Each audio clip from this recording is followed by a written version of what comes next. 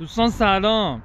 امروز میخوام یه دونه از مرتضی پاشایی براتون بخونم. خدا بیامرزتش، خیلی خواننده برندی بود، روحش شاد باشه.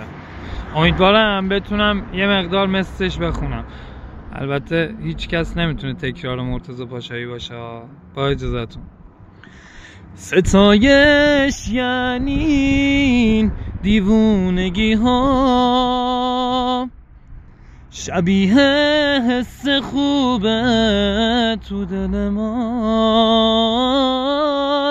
نگاه کن تو چشای بیقرارم، چقدر این لحظه ها رو دوست دارم.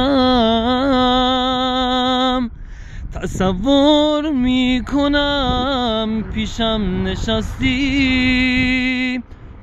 چقدر خوبه که هستی. ستایش یعنی این حسی که دارم، نمیتونم تو رو تنها بذارم.